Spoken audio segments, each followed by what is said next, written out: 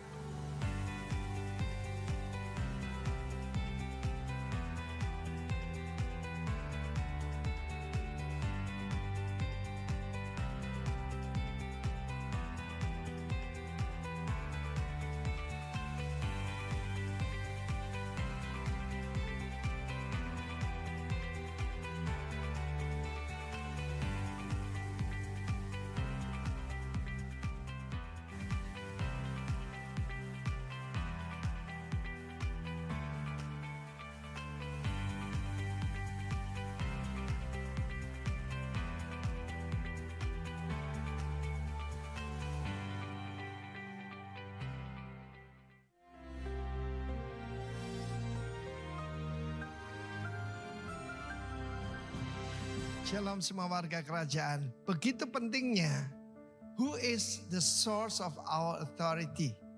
Siapa sumber dari otoritas kita? Dan Lukas pasal 9 ayat pertama dikatakan, Yesus appointed, melantik 12 murid. Diberi exousia, diberi kuasa. Dan sebab pada waktu itu kan Roh Kudus belum dicurahkan.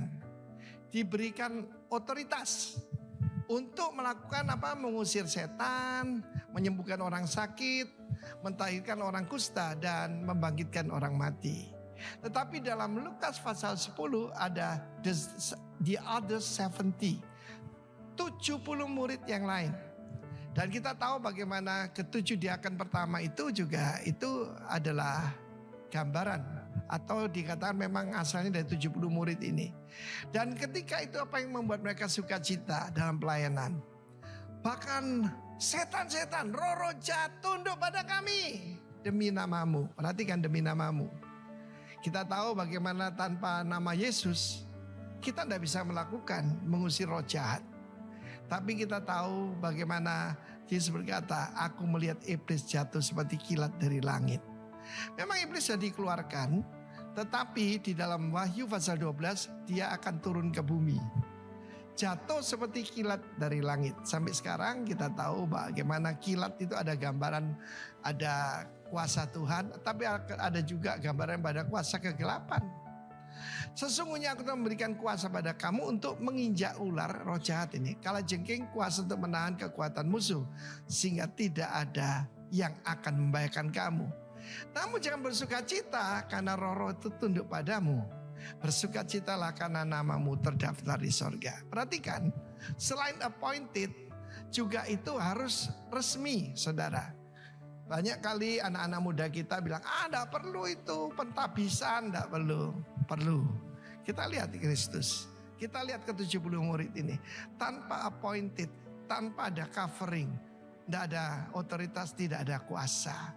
Yesus bersuka cita dalam Roh Kudus. Banyak sekali yaitu foto-foto atau film-film tentang Yesus dari Nazaret yang mukanya panjang, tidak ada senyumnya, seperti orang yang anemik tuh, kekurangan darah begitu. Yesus bergembira Roh Kudus ini apa? Rejoice in the Spirit. Agaliao, menari-nari dengan emosi yang hebat. Karena apa? Karena 70 murid ini dipakai oleh Tuhan. Aku bersyukur padamu Bapak, Tuhan langit bumi. Semua yang kau sembunyikan bagi orang bijak, orang hebat, orang pandai. Tapi engkau nyatakan kepada orang-orang sederhana. Mau dipakai oleh Tuhan? Mau menerima otoritas? Pertama harus jadi murid. 70 murid yang lain. 70 murid yang lain mungkin dimuridkan oleh 12 rasul itu tadi. Dan langsung oleh Yesus. Enggak mengapa. Karena nama Yesus tetap berkuasa. Dan yang kedua, harus jadi orang sederhana. Engkau menyatakan pada orang-orang sederhana, orang-orang kecil. Saya dalam hidup saya melayani Tuhan hampir 50 tahun, saudara ya. Puji nama Tuhan. Tetapi saya melihat bagaimana untuk menerima hari-hari ini kita sedang menuju, yaitu saudaraku, perayaan 10 hari itu. Menerima kuasa Roh Kudus, hidup dalam kuasa Roh Kudus. Orang-orang sederhana lebih gampang. Teman-teman saya yang pandai, yang dokter dan dokter sulit, saudaraku. Mereka selalu berpikir, ini tidak cocok, ini sulit dan sebagainya. Tetap jadi orang sederhana, tetap mau dimuridkan, tetapi juga ada di bawah, yaitu otoritas. Tuhan memberkati kita semua. Receive, terimalah otoritas yang dalam nama Yesus. Kita mewakili Dia sebagai Raja segala Raja. Dalam nama Yesus, amin. Shalom Bapak Ibu yang dikasih dalam Tuhan Yesus Kristus. Untuk memulai ibadah kita pada pagi hari ini, saya mengundang kita sama-sama bangkit berdiri.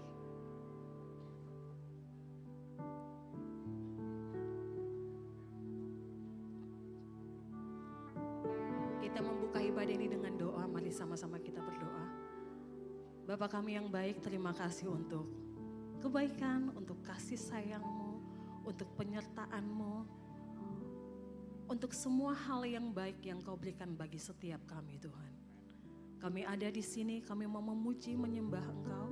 Kami mempermuliakan nama-Mu di tempat ini Tuhan. Kami mempersiapkan hati kami untuk diajar, dibentuk. Kami mau rendah hati mendengar kebenaran firman-Mu Tuhan. Karena kami adalah saluran berkat-Mu dimanapun kami melangkah Tuhan. Karena itu bersihkan setiap kami, sucikan, kuduskan setiap kami Tuhan. Sehingga saat kami keluar dari tempat ini, apa yang kami alirkan, apa yang kami salurkan kepada orang di sekitar kami, itu juga kudus dan suci adanya Tuhan seperti Engkau. Bapa, bertakhtalah atas puji-pujian yang akan kami naikkan. Biar itu berbau harum di hadapan-Mu dan itu menyenangkan hati-Mu. Kami tidak minta yang lain Tuhan, tapi kami hanya mau Engkau berkenan dan perkenanan-Mu atas setiap kami. Ajari kami untuk cari dahulu kerajaan Allah dan kebenarannya. Berkat itu akan Engkau berikan dengan sendirinya dikala kami benar di jalan-jalan-Mu Tuhan. Karena itu kami buka ibadah raya yang kedua ini dalam nama Bapa, Putra dan Roh Kudus, yaitu dalam nama Tuhan Yesus Kristus. Yang percaya sama-sama katakan amin. Kita sama-sama memuji Tuhan Bapak Ibu.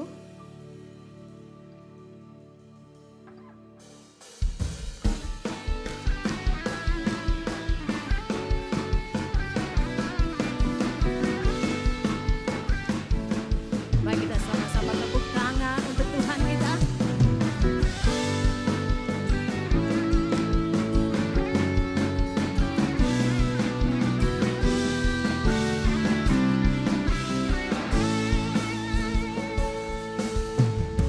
Mari kita semua umat pilihan Allah, dengarlah panggilannya untuk menggenapi firman-Nya. Sekaranglah waktunya untuk berdiri bagi bangsa ini. Mari maju umat pemenang. Mari kita semua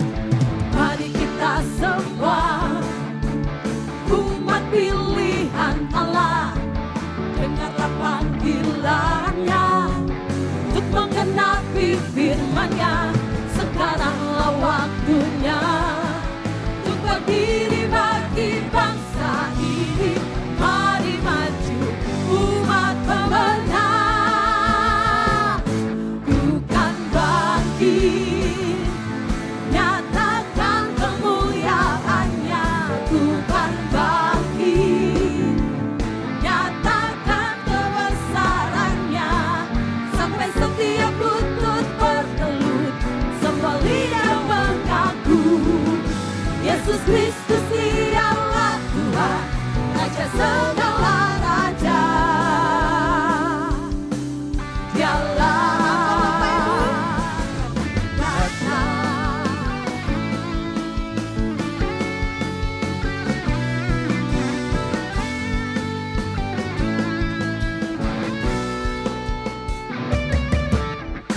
Mari kita semua umat pilihan Allah, dengarlah panggilannya untuk menggenapi firman-Nya.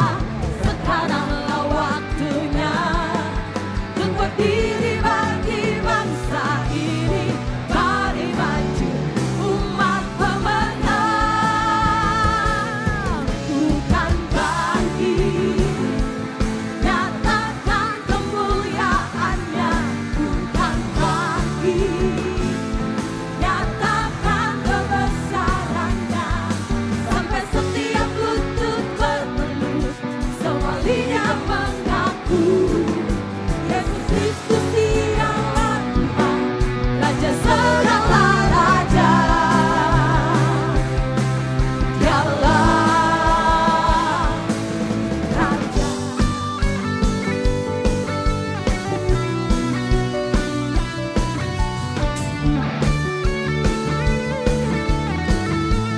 Pakai kami untuk nyatakan kemuliaan, untuk nyatakan kebesaran-Mu Tuhan.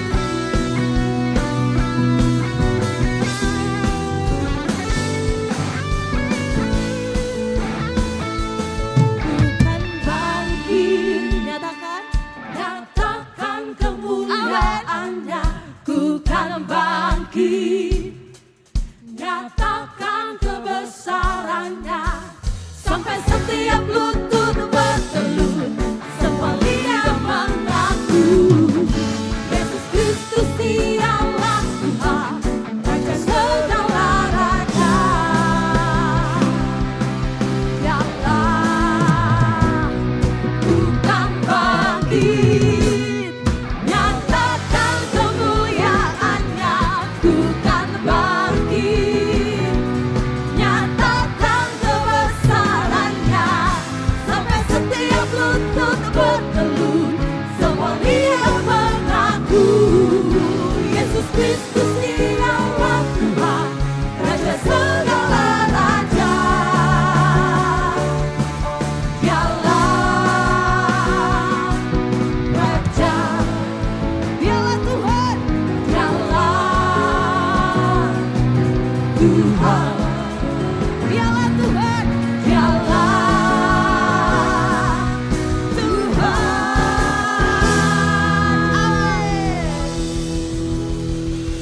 Kita semua diberi kuasa untuk membawa kemenangan di setiap langkah hidup kita. Amin. Gue diberi kuasa. Haleluya. Asik. Puji Tuhan. Kita semua memuji Tuhan dengan hati yang bersyukur. Sukacita.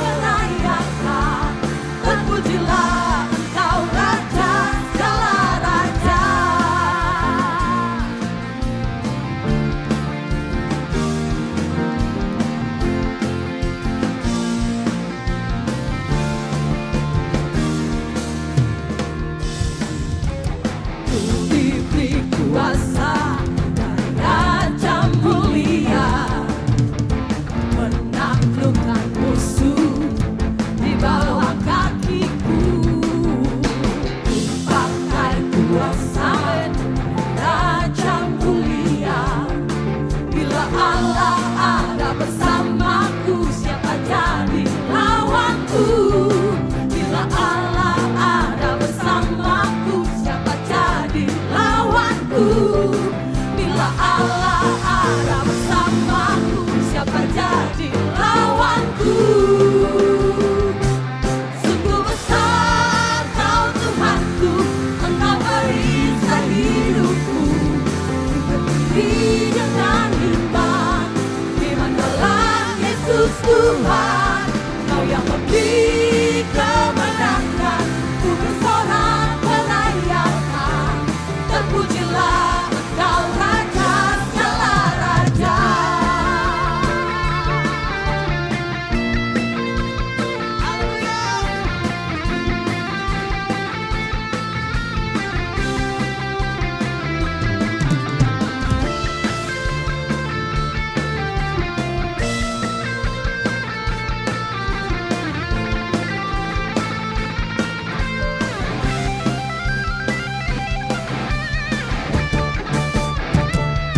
Sungguh besar Kau Tuhanku, Engkau perisai hidup. Amin.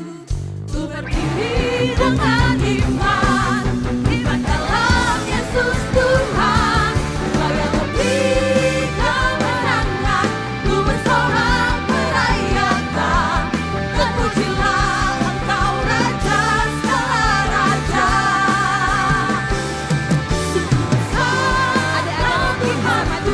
Engkau perisai hidupku. Ku berdiri dengan iman dalam Yesus Tuhan. Kau yang memberi kemenangan, ku bersorak merayakan. Terpujilah Engkau Raja segala raja. Terpujilah Engkau Raja segala raja. Sekali lagi, terpujilah Engkau Raja segala raja.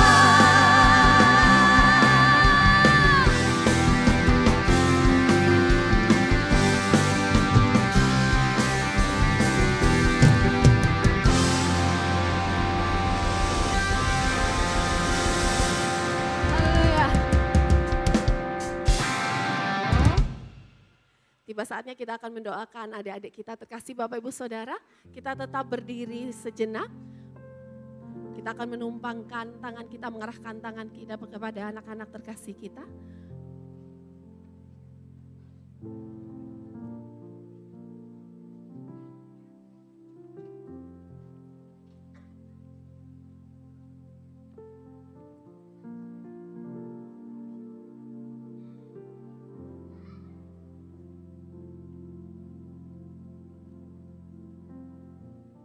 Baik Bapak Ibu sekalian,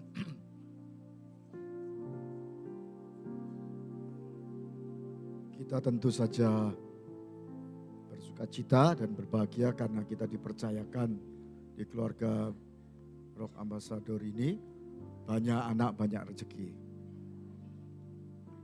Dan itu sebabnya ini adalah sebuah tanggung jawab bagi setiap kita, terutama juga bagi Bapak Ibu sekalian yang punya banyak waktu kebersamaan dengan mereka.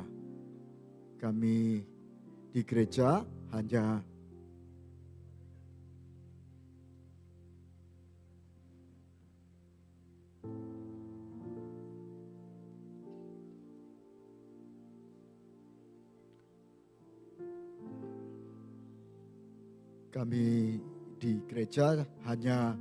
mempunyai waktu yang tidak banyak, tapi kami berusaha untuk ada nilai-nilai kekristenan, nilai-nilai yang kebenaran yang boleh mereka mengerti sejak mereka usia dini. Tapi saya percaya Bapak Ibu sekalian harus lebih punya passion terhadap anak-anak ini.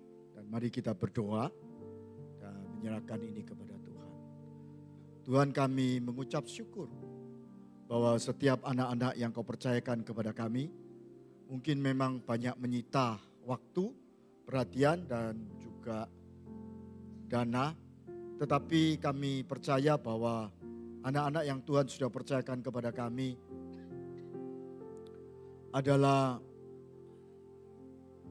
kepanjangan tangan Tuhan untuk Tuhan boleh menyatakan akan kasih Tuhan, kemuliaan Tuhan buat setiap keluarga yang ada di tempat ini. Biar terus Kau tambahkan sukacita dan kebaikan Tuhan. Dan biarlah kami juga sebagai orang dewasa Selain kami bertanggung jawab atas mereka, kami boleh juga belajar bahwa kehidupan ini adalah kehidupan yang berkelanjutan. Dan melalui kehidupan mereka Tuhan, kami minta hikmat Tuhan, penyertaan Tuhan. Kami berdoa juga untuk guru-guru sekolah minggu yang ada di gereja ini. Tuhan tetap berikan kesabaran, berikan kesetiaan kepada mereka. Seringkali mereka kurang mendapat penghargaan. Tetapi kami percaya Tuhan melihat akan pengorbanan mereka dan melipat gandakan akan kebaikan Tuhan atas setiap guru-guru yang ada. Terima kasih Tuhan, terima kasih. Kami memberkati anak-anak ini dan kami percaya mereka akan menjadi pemimpin-pemimpin masa depan dan menyatakan kemuliaan Tuhan atas hidup mereka. Terima kasih Tuhan. Dalam nama Tuhan Yesus kita yang sudah diberkati dengan anak ini, katakan sama-sama. Amin. Silakan duduk kembali dalam hadirat Tuhan, para kekasih Tuhan.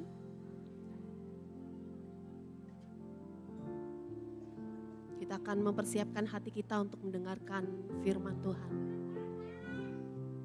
Tuhan, biar nama-Mu saja yang dipuji dan disembah dan dipermuliakan di seluruh bumi ini, Pak. Mata kami mau tertuju hanya padamu, Bapa. Terima kasih Tuhan. Shikarabaya, shikarabaya, shikarabaya, shikarabaya. Ujilah aku Tuhan, cobalah aku Tuhan, selidiki hatiku dan batinku, mataku tertuju padamu. Aku cinta padamu Tuhan. Aku rindu hadirat-Mu Tuhan. Aku ingin selalu dekat padamu, menikmati kehadirat-Mu. Ku nyanyi Hosana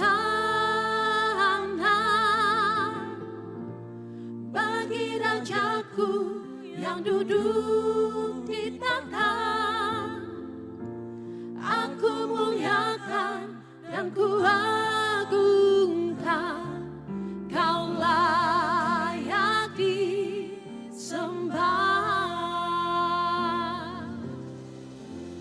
Pujilah aku Tuhan,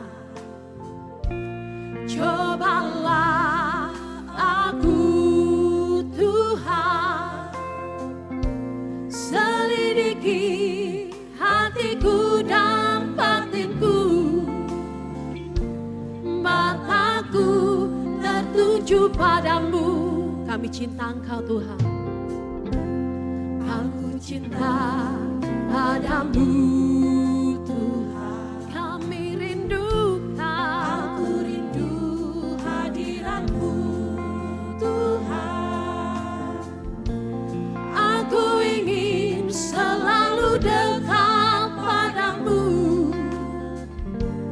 menikmati kehadiran-Mu. Mari nyanyikan Hosana. Ku nyanyi Hosana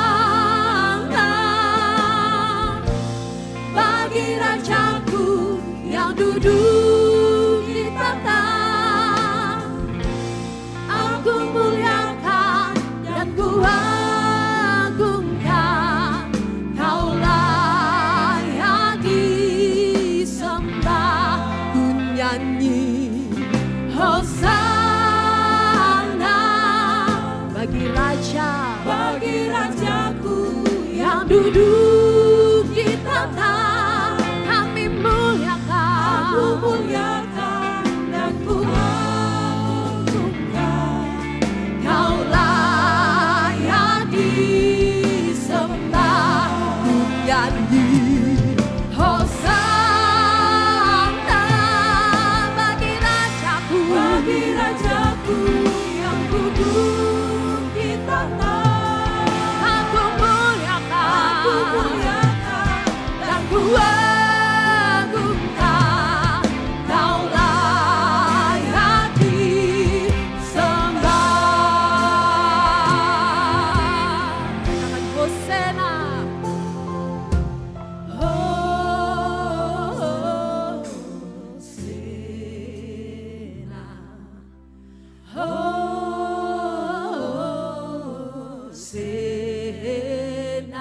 Hosena.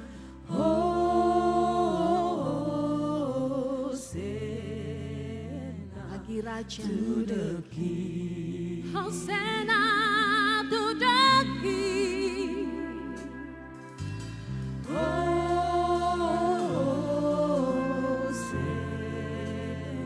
Hosena, Hosena.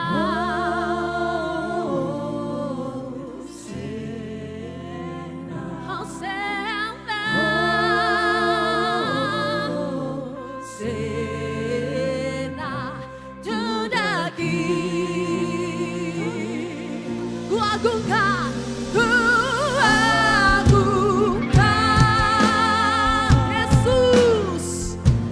Yesus Raja, Hanya Dia yang berkuasa. Dia berkuasa dan layak disembah. Ku agungkan Yesus, Yesus namanya. Yesus Raja, Dia berkuasa dan layak disembah.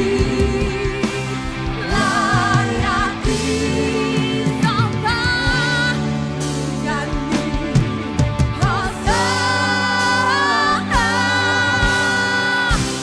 bagi Rajaku yang duduk di tahta. Aku muliakan dan ku agungkan, Kau layak disembah. Nyanyi Hosana bagi Rajaku yang duduk di tahta. Aku muliakan dan ku agungkan, Yang layak disembah. Ku agungkan, muliakan dan ku agungkan, Kau layak disembah. Ku muliakan, aku muliakan dan ku agungkan, Kau layak disembah. Mari sembah, hanya Dia yang layak. Cukuplah mengagungkan. Shikarabaya shikara. Kami sembah Kau tuh selamanya.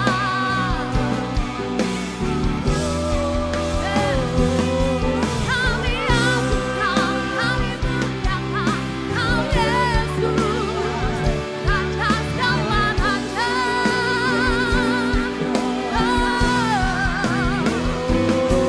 Kau ku sembah, Kau ku sembah, Kau ku sembah selamanya.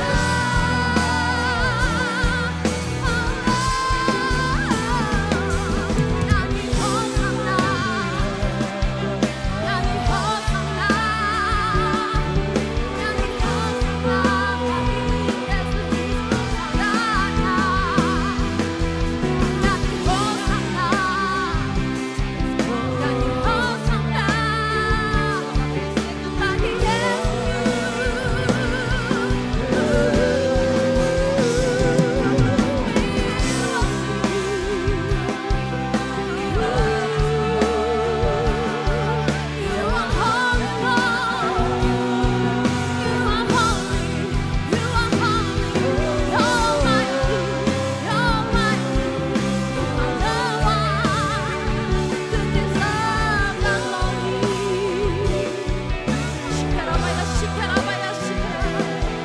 Kami sembah Kau, kami puji Kau, kami tinggikan Kau selamanya.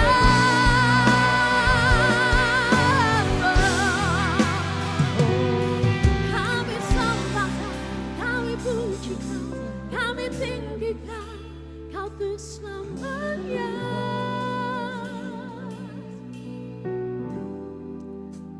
For you are Lord, you are holy, you are almighty.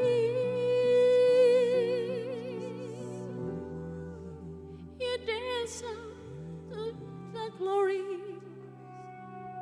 Shikarabaya, shikarabaya, shikarabaya, shikarabaya. Tiada Allah seperti Engkau, Tuhan. Allah yang besar, Allah yang kudus, Allah yang mulia. Engkau yang layak untuk terima sembah dan pujian kami. Shikarabaya, shikarabaya, shikarabaya, shikarabaya, shikarabaya. Shikarabaya, shikarabaya, shikarabaya.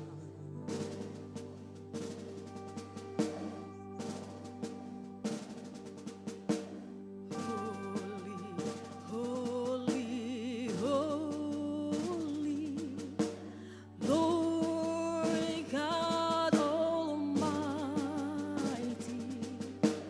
Early in the morning, our songs shall rise to Thee.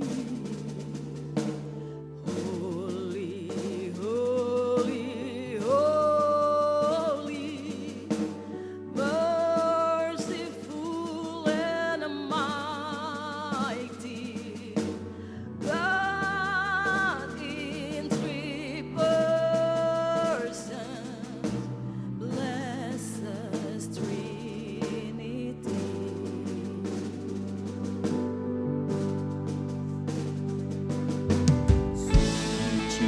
Suci, suci, Tuhan Maha Kuasa. Dikau kami puji di pagi yang teduh. Suci, suci, suci, murah dan perkasa. Allah itu Kau, agung namamu. Segala pujian bagimu. Segenap nafas muliakanmu. Biar surga bumi menyembahmu. Surga bumi dan berseru. Kuduslah Tuhan namamu. Segala pujian bagimu.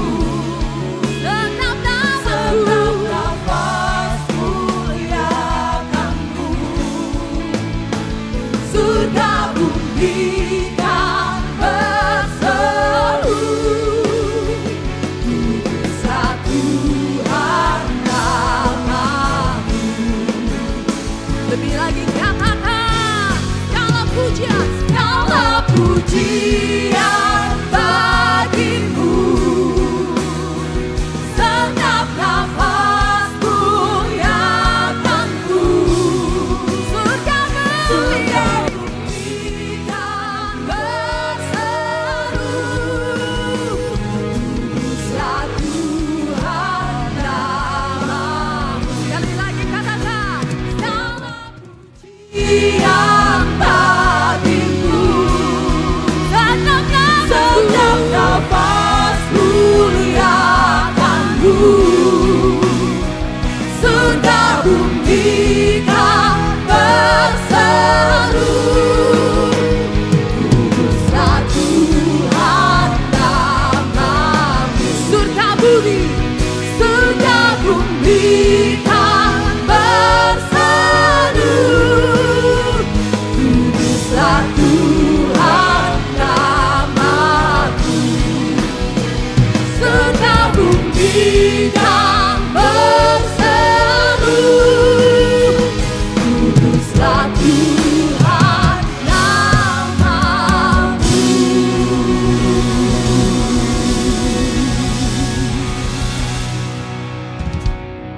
Kami bersyukur pada hari ini, kami percaya kami adalah orang-orang yang diberkati Tuhan. Terima kasih waktu, tempat yang baik, cuaca yang baik, dan kesehatan yang baik.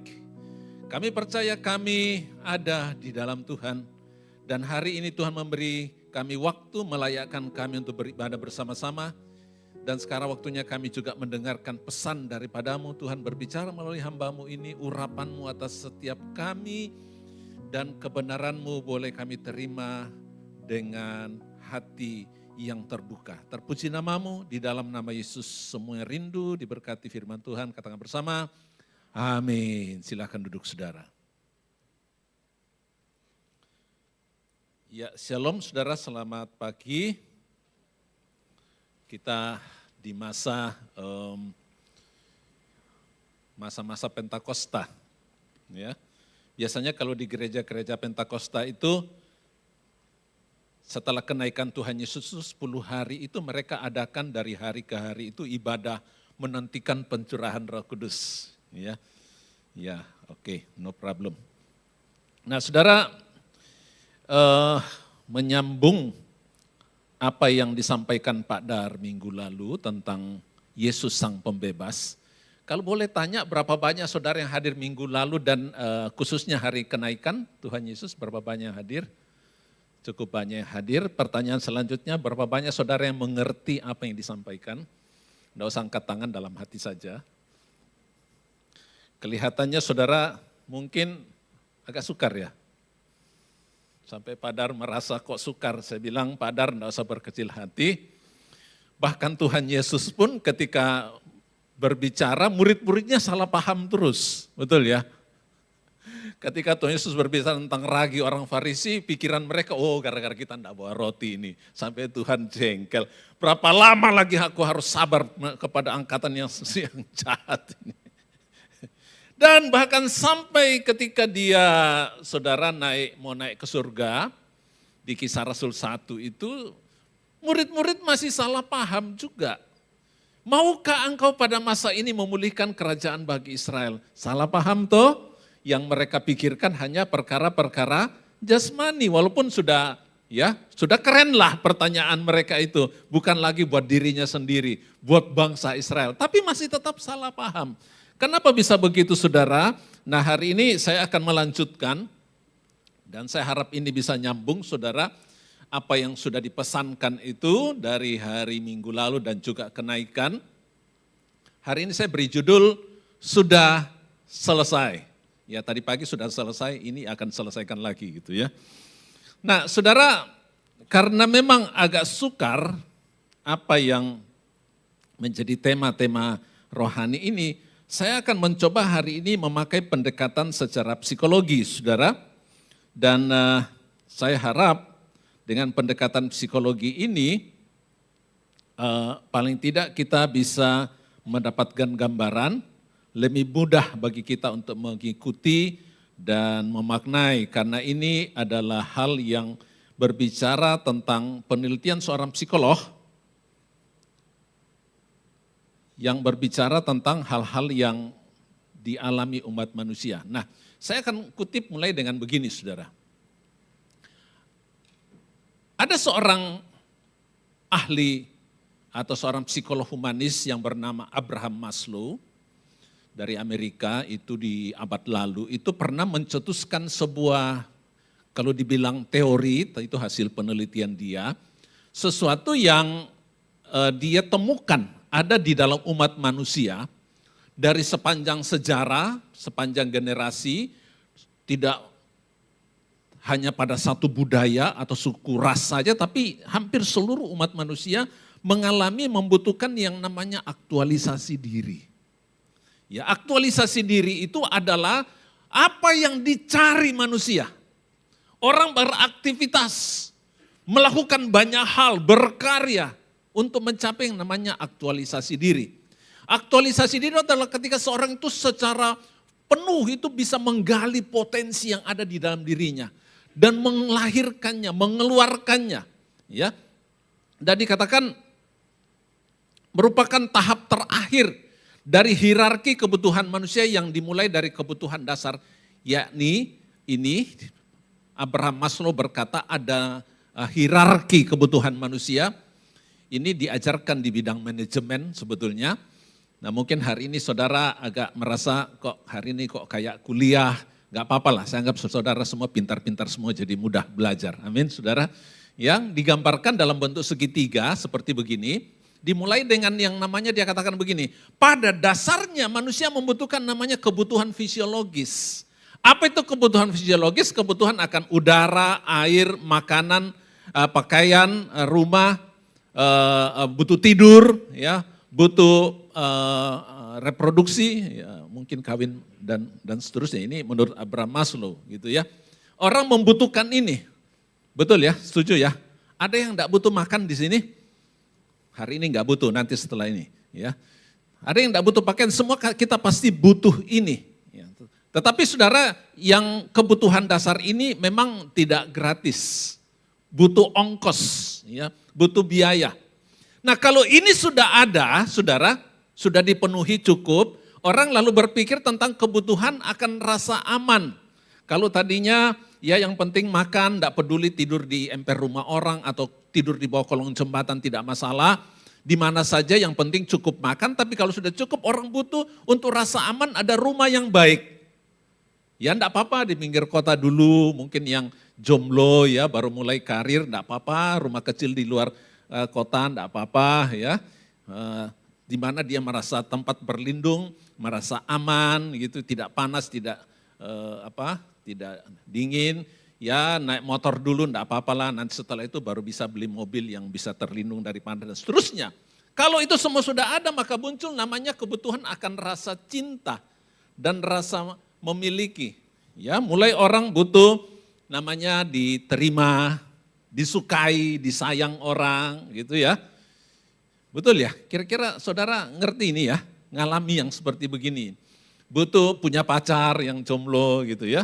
Butuh diterima di dalam satu kelompok gereja, butuh untuk menjadi anggota komsel, anggota geng ya, geng motor gitu ya dan sebagainya. Orang butuh ini, tidak peduli dia tua muda atau kaya miskin, semua orang butuh ini. Nah kalau ini sudah ada, orang muncul kebutuhan yang namanya kebutuhan akan rasa berharga, dihargai, ya diterima, dihormati, butuh untuk namanya dipuji, ya disanjung lah, ya itu kebutuhan, saudara ya. Dan kalau itu sudah ada, sudah dapat, maka orang terakhir itu butuh namanya aktualisasi diri. Nah, jadi aktualisasi diri saat seseorang sudah sampai pada pencapaian terakhir, semua yang dibawa itu dia sudah punya, sudah dapatkan, ya, dan dia sudah betul-betul merasa sangat puas, tidak ada lagi yang dibutuhkan dalam hidupnya, semua potensi kalau misalnya dia seorang atlet, maka mungkin dia kalau seperti sepak bola dia sudah dapat golden sepatu emas, ya sepatu emas, tapi satu emas satu kali kurang, dapat sepatu emas 2 kali dan seterusnya. Rekor sepatu emas siapa ya? Messi ya? Oh enggak, sepatu. Top scorer ya? Siapa ya? Pak, bukan saya.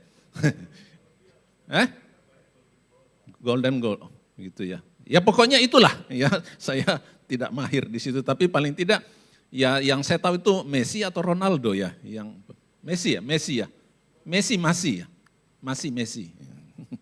Ya, orang akan mengejar itu. Nah, saudara ini adalah tahap yang terakhir yang dicari manusia.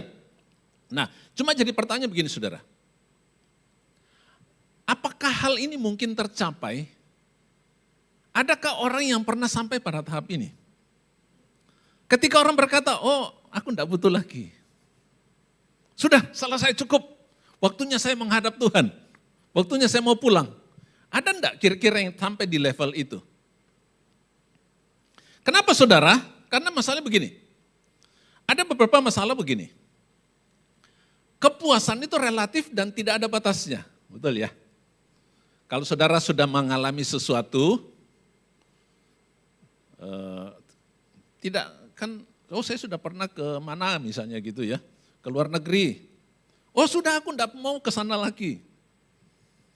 Biasanya pingin lagi gitu, pingin lagi. Sampai beberapa kali sudah di sini, bosan pingin ke negara ini. Sudah pingin ke negara ini, terus begitu. Tidak ada habisnya saudara, namanya kepuasan itu. Ya. Dan kemudian masalahnya itu ada ego. Dan ada keserakahan. Kalau orang ngumpulkan uang itu untuk menopang ini karir, masalahnya tidak pernah ada namanya cukup. Amsal bilang siapa yang cinta uang tidak pernah puas dengan uang. Betul ya?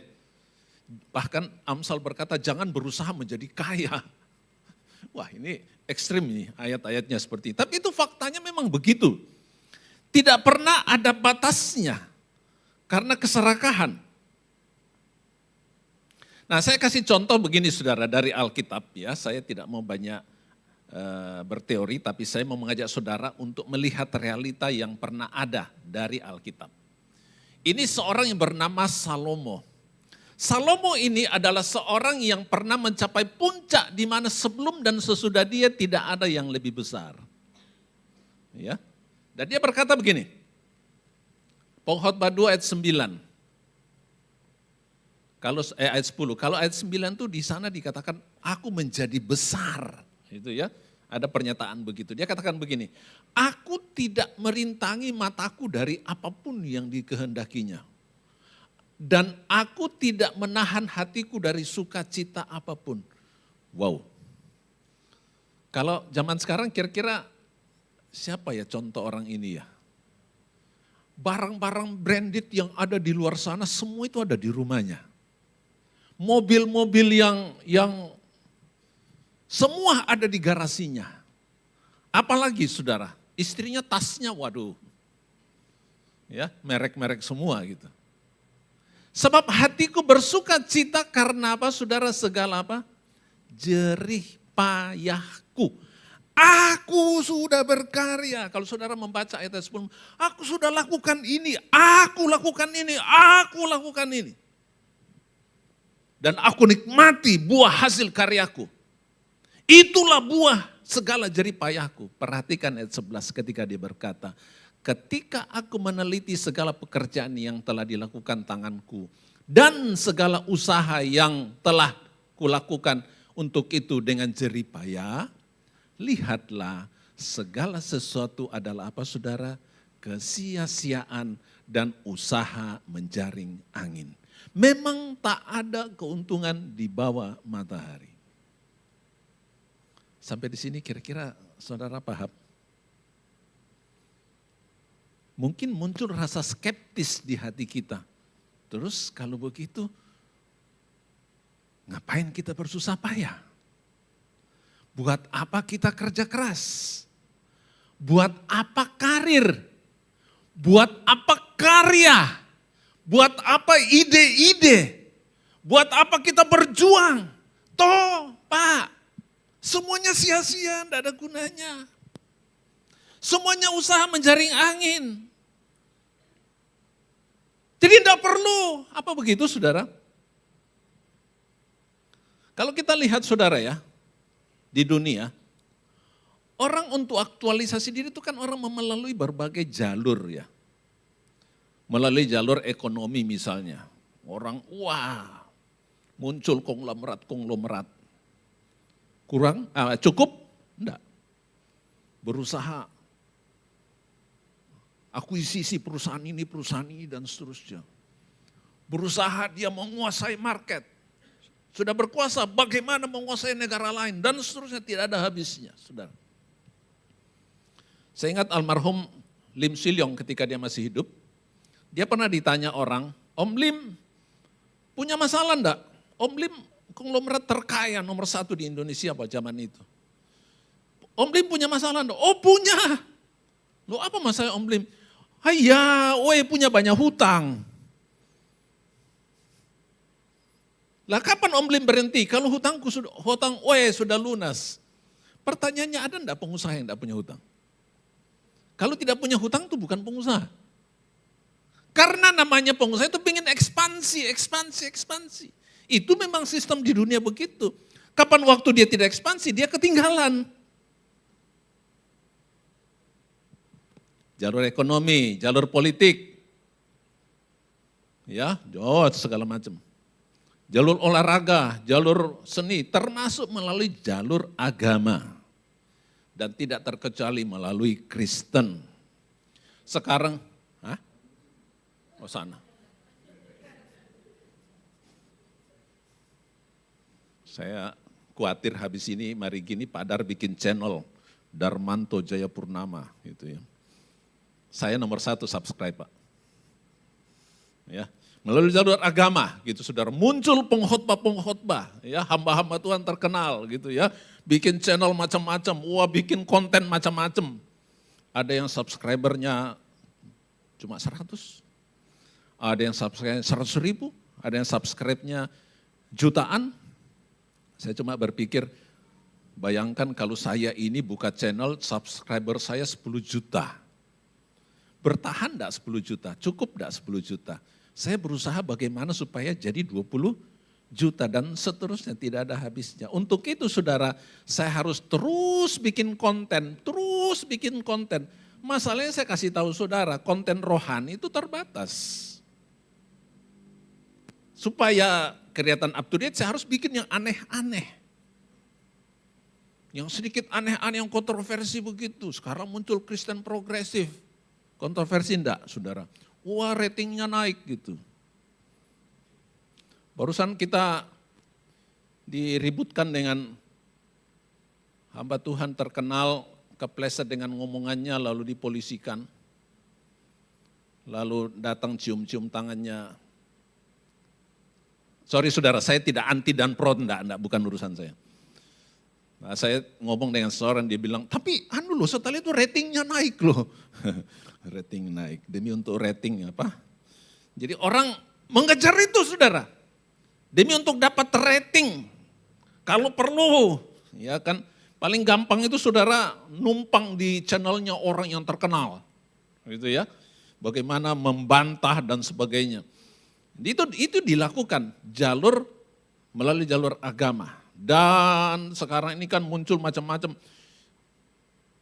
Muncul tanpa sadar itu muncul persaingan. Ya. Bagaimana menjadi gereja terbesar, menjadi pengkhotbah terbesar.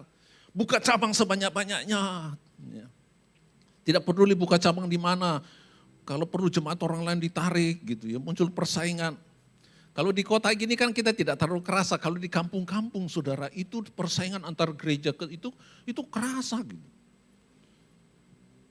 Kalau kita coba datang di suatu daerah buka gereja baru saudara, waduh tentangan bukan dari agama lain, dari sesama Kristen.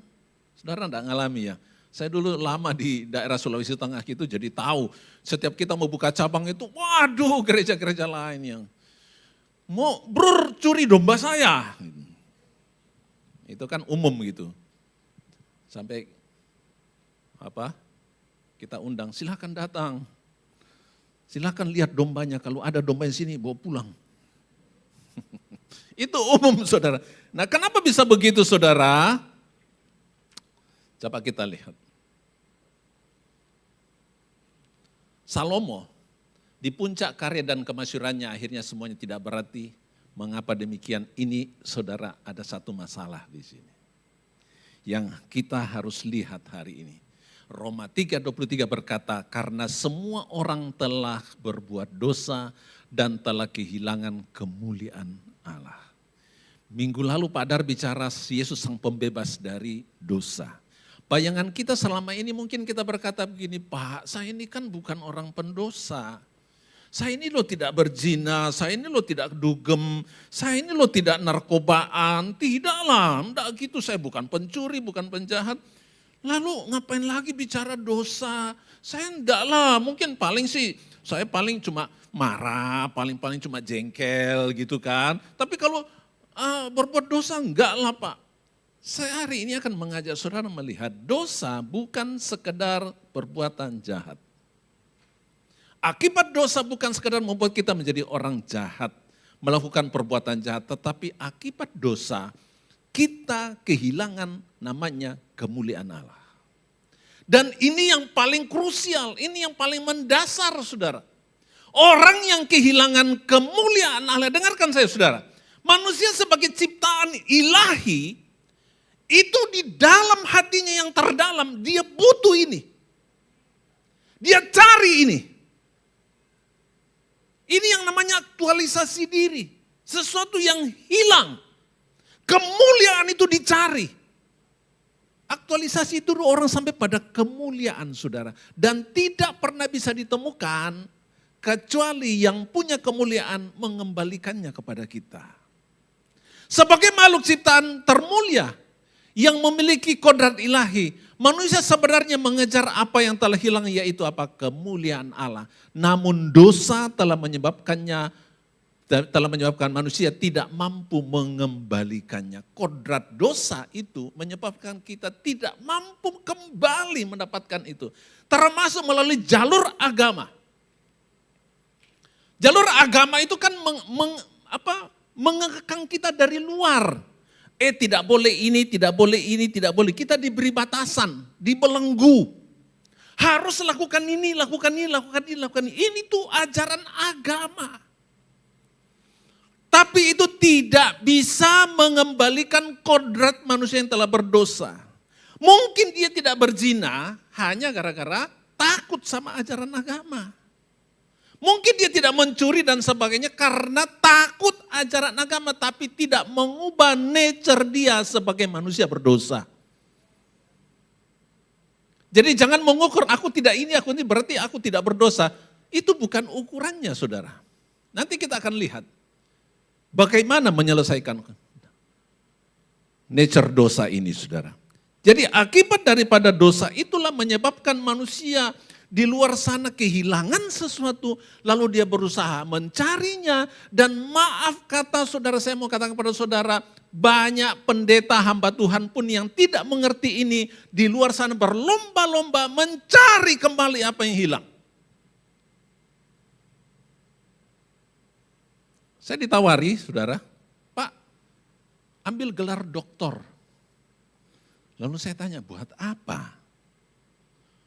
Loh, ada jawaban ngawur, ya biar supaya lebih keren gitu. Atau lebih ngawur lagi, biar supaya PK-nya persembahannya kalau Hopdan lebih banyak. Ini jawaban ngawur gitu kan. Lupa supaya pintar, supaya bisa ngajar. Ya lebih masuk akal. Tapi lebih banyak itu untuk membangun reputasi. Membangun harga diri. Mengangkat harkat. Menaikkan rating saya sebagai manusia. Saudara, itu bukanlah kemuliaan yang hilang. Saya mau katakan kepada saudara, jalan-jalan seperti itu adalah jalan-jalan yang dilakukan manusia di luar sana. Tetapi Alkitab tidak mengajarkan kita seperti begitu. Malah lebih spesifik soal gelar itu saya mau tanya kepada yang nawarkan, Anda ngerti enggak bahwa dokter itu harus menyusun disertasi? Oh iya saya tahu, saya tanya, disertasi itu apa sih? Apa bedanya dengan tesis dan skripsi? Enggak bisa jawab, ya sudah. Sekarang kita lihat. Tetapi puji Tuhan, karena apa saudara? Kasihnya, ada pengampunan dosa. Ini diselesaikan Tuhan Yesus di kayu salib. Kita seringkali mengabaikan ini saudara. Oh pengampunan dosa mah biasalah. Aku berdosa minta ampun diampuni. Ya. Tapi kita seringkali tidak menyadari esensinya pengampunan dosa itu apa.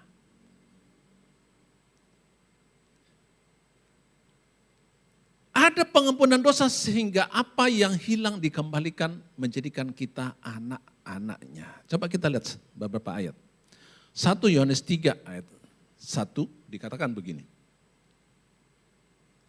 Lihatlah betapa besarnya kasih yang dikaruniakan Bapa kepada kita sehingga kita disebut anak-anak Allah. Dan memang kita adalah anak-anak Allah. Karena itu dunia tidak mengenal kita. Sebab dunia tidak mengenal dia. Kata mengenal ini loh saudara. Kita ditawarkan jalan yang tidak sama dengan jalan dunia.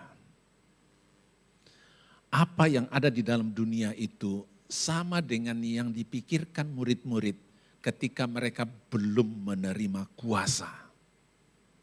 Maukah engkau pada masa ini Tuhan memulihkan kerajaan bagi Israel? Pikiran mereka. Mungkin ada orang kalau Tuhan Yesus datang, aku mau apa kepada engkau sebagai gembala?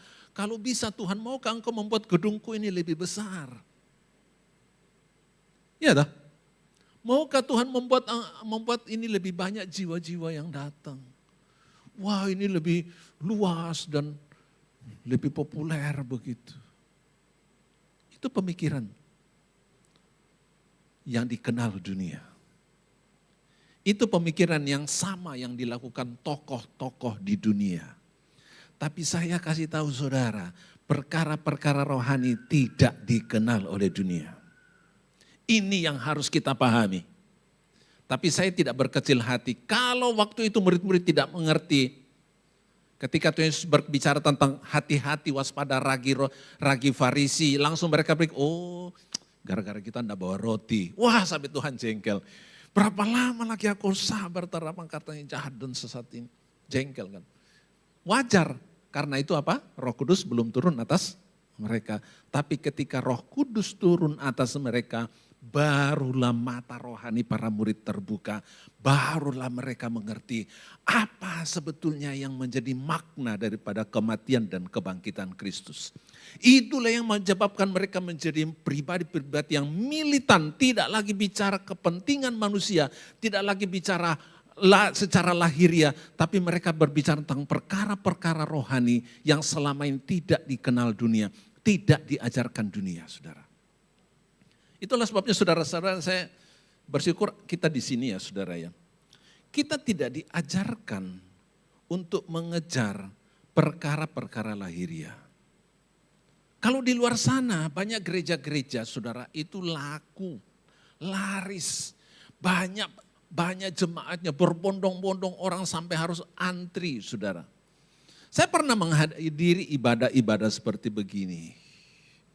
Mungkin sedikit menghakimi saudara, tapi saya mau katakan apa yang disampaikan di sana bukan perkara-perkara rohani. Loh, tapi Pak ngutip dari Alkitab, betul. Tetapi yang mereka tawarkan adalah solusi masalah-masalah lahiriah.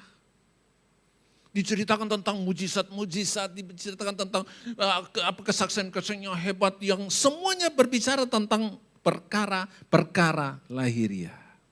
Tidak pernah berbicara perkara-perkara hakikat, hakiki kebenaran firman Tuhan yang memerdekakan. Murid-murid setelah itu saudara mereka mengalami apa? Bukan mengalami sesuatu yang menyenangkan, yang baik secara lahiriah.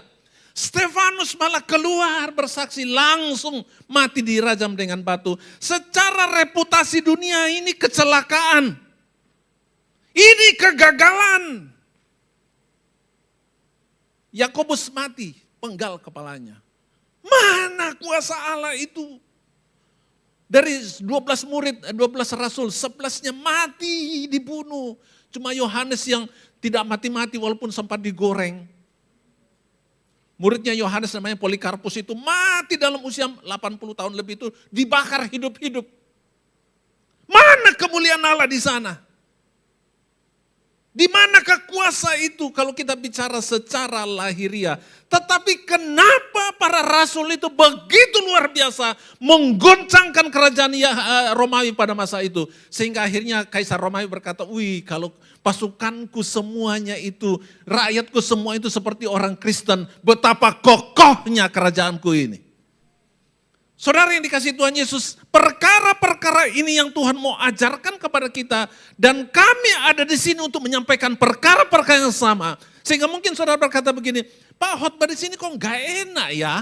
Tidak menjanjikan sesuatu. Aku lupa punya hutang banyak, kok tidak ada ayat khotbah yang mengajarkan, oh tahu-tahu besok nanti hutangmu dilunasi. Aku lupa sakit loh, kok tidak ada khotbah di sini mengajarkan, besok ada janji saya disembuhkan. Kok tidak ada seperti begitu, saudara?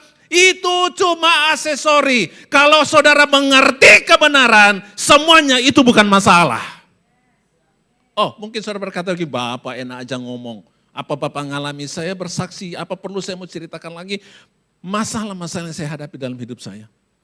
Kesulitan-kesulitan yang saudara semua sudah tahu. Apa yang pernah hilang dari saya? Apakah saya tergoncangkan, saudara? Demi Tuhan saya berkata, saya tidak tergoncangkan. Saya hebat bukan karena saya mengerti hakikat Roh Kudus ada di dalam saya. Saudara paham? Sampai di sini yang tidak mengerti. Saudara, kalau kita mengerti siapa kita, dikatakan begini, ini bukan Kolose 3 ya, Kolose 8:3, tapi ini Roma. Oh, di atasnya Kolose 1:14. Di dalam dia kita memiliki penebusan kita, yaitu pengampunan dosa. Dan mereka yang di Roma 8:30, dan mereka yang ditentukannya dari semula, mereka juga dipanggilnya. Dan mereka yang dipanggilnya, mereka juga dibenarkannya. Dan mereka yang dibenarkannya, mereka juga dimuliakannya. Tepuk tangan yang meriah buat Tuhan Yesus. Apa yang hilang karena dosa, dikembalikan Tuhan kepada kita. Ini bicara tentang siapakah kita ini di mata Tuhan. Ini bicara tentang identitas kita di mata Tuhan. Dan kalau kita mengerti ini tuh dampaknya keluar itu kelihatan. Berapa waktu yang lalu ada hamba Tuhan namanya Doni Tatimu bicara tentang hal ini. Dia kasih contoh seperti Gideon. Gideon itu pengecut. Kenapa? Dia melihat dirinya dari luar. Dia sembunyi di gua. Tapi ketika malaikat datang, hai pahlawan yang gagah perkasa, kaget dia. Mana itu? Omong kosong. Tapi kemudian ketika dia sadar siapa dirinya, dia tampil dengan 300 orang, dia menghancurkan puluhan ribu musuh. Saudara, mungkin kita tidak berhadapan dengan musuh-musuh di luar, tapi musuh-musuh yang ada di dalam diri kita sendiri. Kendala-kendala keterbatasan-keterbatasan kita. Kondisi rumah tangga anak-anak kita, mungkin kita menghadapi kendala-kendala, saudara. Dan seringkali itu menjadi musuh yang besar buat kita. Tapi saya kasih tahu saudara, kalau saudara mengerti siapa identitas di dalam Tuhan, mungkin hari ini saudara mau makan tidak bisa. Mungkin saudara hari ini sakit, itu tidak menggoncangkan iman saudara. Saya cerita saudara, saya ketika melayani Tuhan, pertama kali menyerahkan hidup melayani Tuhan, tahun 95, kami mengalami sebuah ujian, proses. Bahkan sampai pada satu di mana mau beli makanan, mau beli beras 1 kilo saja tidak punya uang. Tapi kesadaran kita siapa di dalam Tuhan. Saudara lihat apakah kami kurus kering? Sampai hari ini puji Tuhan kami bertahan. Saya datang di Surabaya tahun 98 saudara. Sampai saya belum kenal Pak Darmanto sih masalahnya waktu itu. Jadi seringkali kesulitan keuangan. Tapi kenal pun juga sorry ya, saya tidak berharap sama Pak Darmanto. Kenapa? Saya mengerti siapa diri saya berharap hanya pada Bapa di sorga. Dan puji Tuhan sampai ini saya tidak menghinakan diriku dengan menjadi pengemis kemana-mana, minta-minta. Sombong, saudara, saya sombong di dalam Tuhan. Karena saya tahu siapa saya di dalam Tuhan. Dan saya melihat Tuhan memelihara hidup kami. Kalau kita mengerti ini saudara, wow, ini mengubahkan kehidupan kita. Ada kuasa bagi kita untuk bertahan di dalam kebenaran. Saya tidak tahu seberapa banyak orang yang terpengaruh dengan gaya hidup saya tidak tahu. Tapi paling tidak saya bersyukur, saya tidak menjadi beban buat orang lain. Kenapa? Lagi-lagi karena saya mengerti, saya adalah orang yang sudah dibenarkan Tuhan. Adalah orang yang sudah dimuliakan Tuhan. Saya tidak perlu cari lagi kemuliaan di luar sana. Sampai di sini, saudara paham? Sekarang saya kasih contoh yang kedua saudara, dari Alkitab. Namanya Rasul Paulus. Paulus ini adalah seorang yang terpelajar. Seorang yang hebat. Dia doktor mungkin zaman itu, muridnya Gamaliel. Gamaliel itu guru besar di Israel zaman itu. Dia seorang Farisi, saudara. Nah kalau zaman sekarang kita bicara Farisi mungkin kita ngenyek gitu. Tapi zaman itu Farisi itu adalah high class. Orang yang sangat berpengaruh. Ahli dalam hukum Taurat. Kalau saudara baca Filipi 3 mulai ayat yang pertama dia cerita tentang reputasinya dia. Tapi kemudian apa yang dia katakan?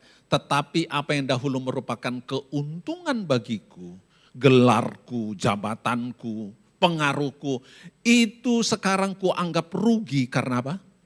Kristus. Malahan segala sesuatu ku anggap rugi karena pengenalan akan Kristus Yesus Tuhanku telah lebih mulia daripada semuanya. Oleh karena dialah aku telah melepaskan semuanya itu dan menganggapnya sampah. Supaya apa? Aku memperoleh Kristus. Dan terakhir ketika dia berkata, aku telah mengakhiri pertandingan yang baik. Aku telah mencapai garis akhir dan aku telah memelihara iman. Saudara, Paulus tidak memulai hidupnya dari bawah. Tapi apa yang ada di bawah malah dibuang. Dia mulai hidupnya dari atas.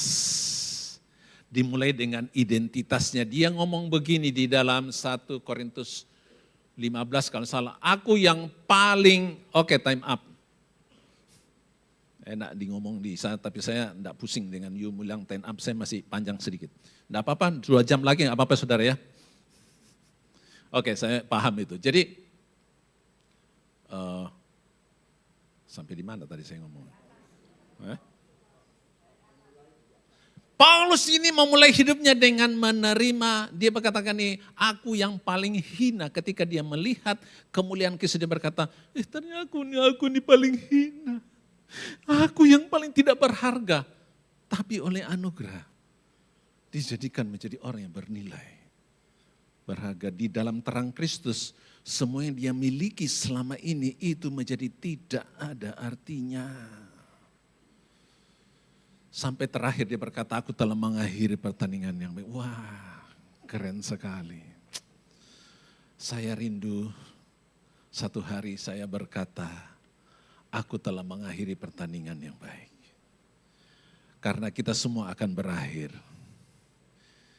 Nah, sampai di sini mungkin kita berkata, ya di dalam Kristus sudah selesai, terus what next? Kolose 3:23 berkata gini, apapun yang kamu perbuatlah dengan segenap hatimu seperti Tuhan dan bukan untuk manusia. Saudara, seperti yang saya katakan, mungkin orang berkata, kalau begitu enggak perlu dong Pak, repot-repot, enggak perlu apa segala macam. No, justru lain. Dengan identitas baru, kita tidak mengejar sesuatu yang ada di luar. Tapi justru dari dalam kita melakukan apa yang kita lakukan, bukanlah untuk mengejar, bukanlah untuk kepentingan manusia, tetapi sepenuhnya untuk Tuhan.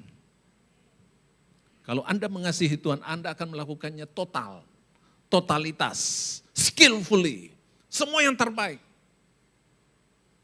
Kalau kita bilang kita memberi sound system terbaik, untuk apa? Supaya orang lain kenal kita. Oh, motivasinya no, salah. Karena aku mengasihi Tuhan, maka aku memberi yang terbaik. Aku memberi waktuku yang terbaik. Akhirnya kita melakukan segala sesuatu karena kasih, bukan karena mengharapkan upah atau karena mengharapkan penghargaan. Kesimpulan begini saudara, pengejaran aktualitas itu, aktualisasi diri itu secara dunia itu dicapai, tidak mungkin bisa dicapai dengan jalan mencarinya di luar. Karena yang hilang itu ada di dalam. Sama dengan ada oma-oma lagi di halaman nyari-nyari sesuatu, orang bilang, oma cari apa? Saya cari jarum, hilang. Loh jatuhnya di mana? Di dalam. Loh kenapa kok carinya di luar? Kan jatuhnya di dalam. Soalnya di dalam gelap. Jadi saya cari ini tempat terang gitu. Tidak pernah ketemu. Aktualisasi diri hanya terjadi ketika kemuliaan itu apa saudara? Dikembalikan Allah. Berupa status identitas diri sebagai miliknya sendiri. Haleluya. Sampai di sini saudara paham? Saudara mengerti? Kalau saudara mengerti, mari kita berdoa. kami bersyukur apa yang hilang, apa yang dicari manusia, bahkan mungkin tanpa sadar kami mencarinya, kami mengajarnya. Engkau telah mengembalikannya ketika Engkau berkata di puncak, di kayu salib, sudah selesai. Sudah selesai. Engkau sudah naik ke surga, sudah menyelesaikan tugasmu sebagai manusia. Tetapi karyamu, kehidupanmu tinggal di dalam kami. Terima kasih Tuhan Yesus. Kami milikmu sendiri. Kami adalah anak-anakmu yang begitu bernilai, begitu berharga. Sehingga ketika kami melakukan banyak hal, kami beraktivitas di dunia ini, kami melakukannya sebagai anak-anak Allah. Kami melakukannya karena kami mengasihimu Tuhan Yesus. Terima kasih Tuhan. Berkat-Mu atas setiap jemaat, atas setiap kami. Di dalam nama Yesus. Semua diberkati Tuhan, katakan bersama. Amin. Tuhan Yesus memberkati.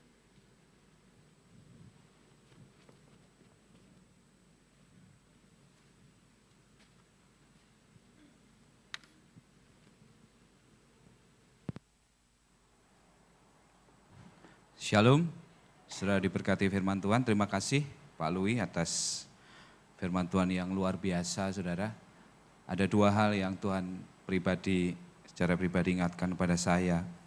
Sebenarnya ada satu hal yang kadang orang lupa, bahwa Maslow itu selalu berkata, ada satu pepatah yang dulu pernah kita belajar di kuliah, what a man can be, he must be. Dan saya bersyukur Tuhan ingatkan bahwa Tuhan ciptakan kita serupa dan segambar. Bahwa potensi saudara, talent saudara, lakukan yang terbaik. Dan bahkan sebenarnya juga Tuhan ingatkan dari cerita tentang talenta, yang intinya bahwa bahkan do your best or do nothing. Tapi yang kedua sebenarnya yang lebih penting, bagaimana Tuhan ingatkan saya bahwa achievement apapun yang sampai hari ini kita ada itu karena kasih Tuhan, amin. Dan bahkan kita belajar dari pribadi Tuhan. Saudara, sebenarnya Maslow ini sudah ada di Alkitab. Bagaimana Tuhan dicobai batu menjadi roti, kebutuhan dasar. Kemudian di hubungan bait suci Tuhan katakan, jatuhkan dirimu, malaikat akan menatang dengan tangan-tangannya. Rasa aman, cinta, dan bahkan yang terakhir bagaimana semua itu akan kuberikan.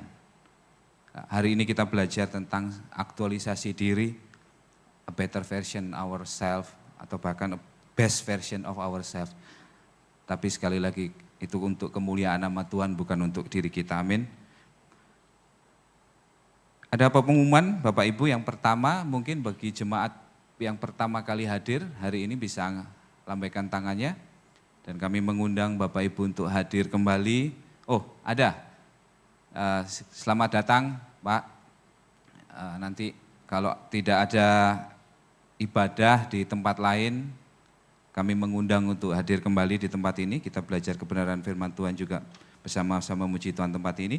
Kemudian untuk ibadah minggu depan, Bapak Ibu tanggal 19 Mei, untuk ibadah raya 124 dilayani oleh Pendeta Philip Hadinata, kami mengundang Bapak Ibu untuk hadir dan kita kembali menerima berkat-berkat firman Tuhan di tempat ini. Untuk yang ibadah raya ketiga, itu Kak Michael Hadinata. Jadi ini keluarga yang diberkati firman Tuhan, bapak dan anak melayani bersama di tempat ini. Kami undang KGC untuk hadir di ibadah raya ketiga.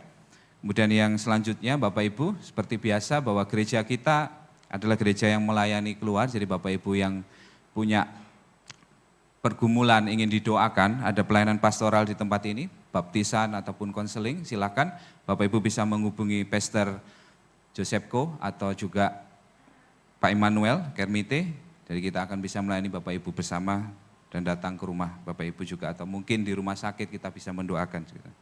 Kemudian selanjutnya Bapak Ibu, bahwa seperti biasa bahwa ibadah dan serangkaian kegiatan kita Bapak Ibu bisa ikuti di medsos Rock Ambassador, dan luar biasa bagaimana medsos kita dikelola dan bisa memberkati banyak orang. Bapak Ibu bisa subscribe dan bisa ikuti di sana. Kemudian hari ini kita ada persembahan umum Bapak Ibu bisa berikan melalui transfer atau melalui QR Code atau melalui kotak yang ada di dekat pintu keluar.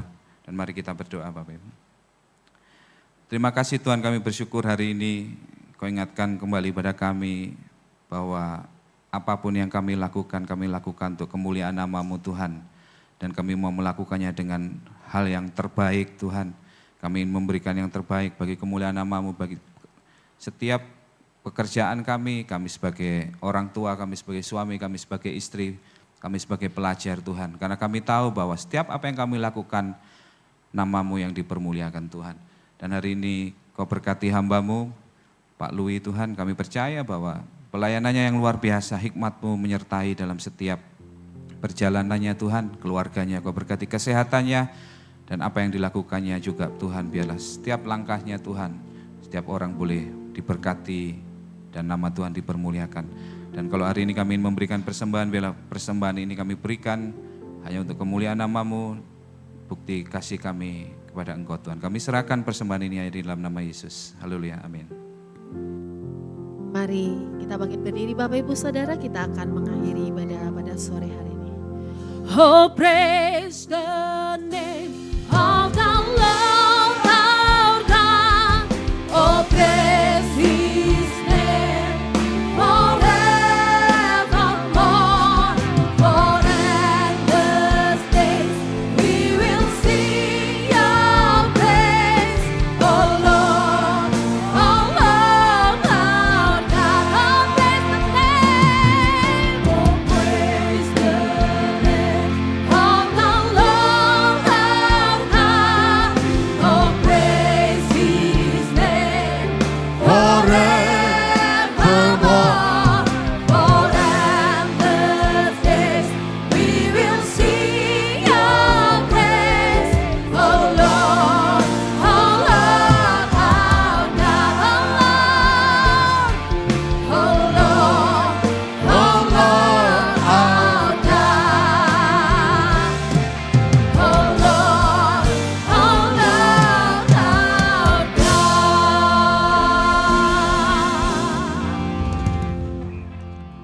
Saudara lapar kebenaran yang sesungguhnya seperti ini.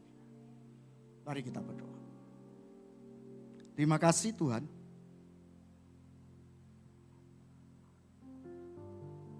Kasih karunia-Mu lah yang menyebabkan setiap kami mempunyai kehausan akan kebenaran yang sesungguhnya. Setiap usaha kami seringkali terdistrak mengarah kepada ketidakbenaran oleh karena jati diri kami yang berdosa, kedagingan kami, ego kami, yang kemudian menarik semua kebenaran menjadi hal yang salah. Tetapi Tuhan, kami mau bahwa ada kebenaran yang benar-benar yang boleh kami pahami dan itu membebaskan, memerdekakan kami. Sebentar kami pulang, kami mau terima berkat yang daripada-Mu.